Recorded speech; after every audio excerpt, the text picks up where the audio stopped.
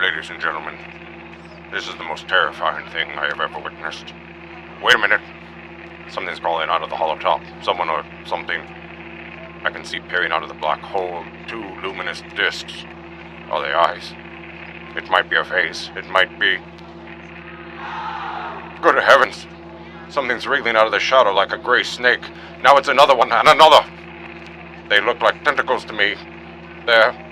I can see the thing's body. It's large as a bear, and it glistens like wet leather. But that face... Ooh. Ladies and gentlemen, it's indescribable. I can hardly force myself to keep looking at it. The eyes are black and gleam like a serpent. The mouth is V-shaped and saliva dripping from its rimless lips that seem to quiver and pulsate. The monster, or whatever it is, can hardly move. It seems weighing down by possibly gravity or something.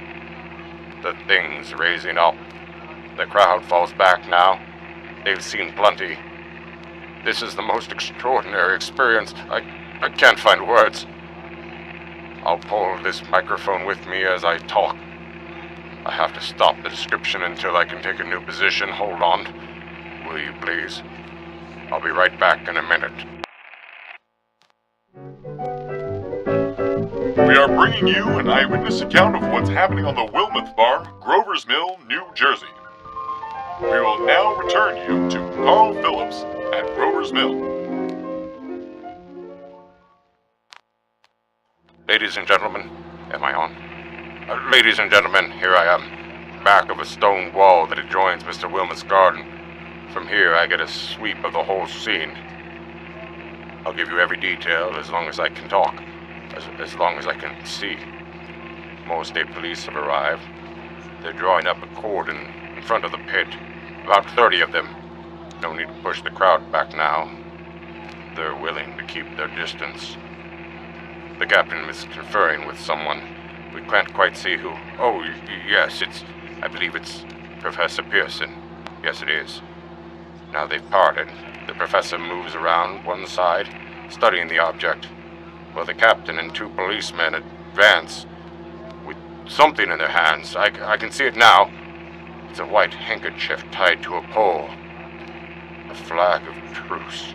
If these creatures know what that means. What anything means. Wait, something's happening. The hump shape is rising out of the pit. I can make out a small beam of light against the mirror. What's that? There's a jet of flame springing from the mirror. It leaps right at the advancing men. It strikes them head on. Good Lord, they're turning into flame. Now the whole field's caught fire. The woods, the barns, the gas tanks of automobiles. It's spreading everywhere. It's coming this way. About 20 yards to my right.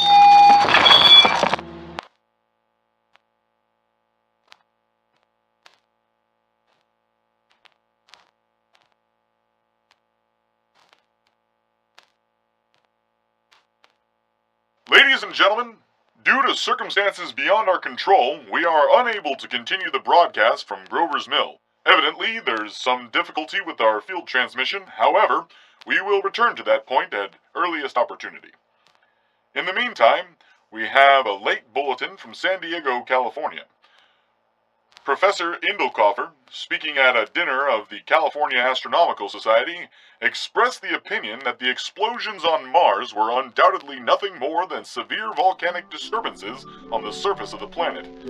We now continue with our piano interlude.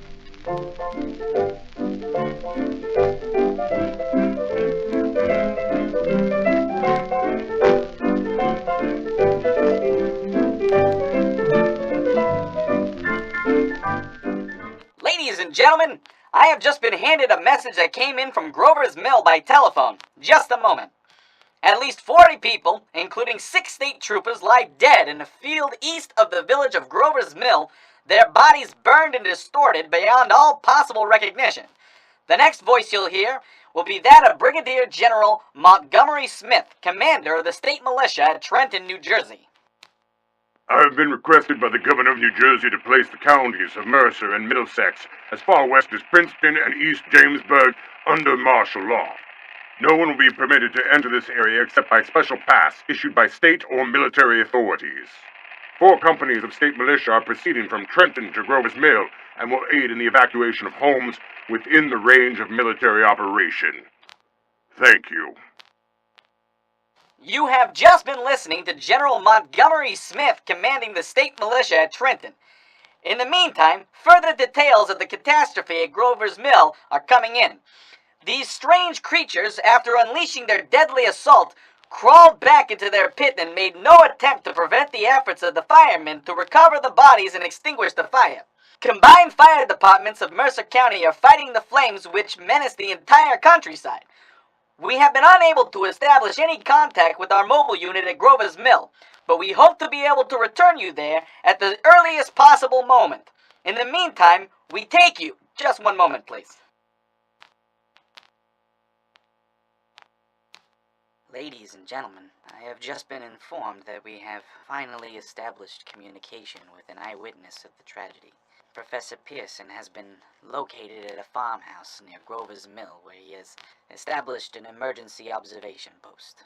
As a scientist, he will give you his explanation of the calamity. The next voice you hear will be that of Professor Pearson, brought to you by direct wire. Professor Pearson. Of the creatures at Rocket Cylinder at Grover's Mill, I can give you no authoritative information either as to their nature, their origin, or their purposes here on Earth.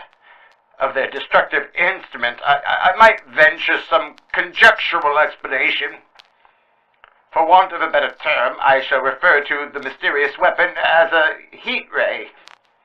It's all too evident that these creatures have scientific knowledge far in advance of our own. It is my guess that in some way they are able to generate an intense heat in a chamber of practically absolute non-conductivity. This intense heat they project in a parallel beam against an object they choose by means of a polished parabolic mirror of unknown composition, much as the mirror of a lighthouse projects a beam of light. That is my conjecture of the origin of the heat ray.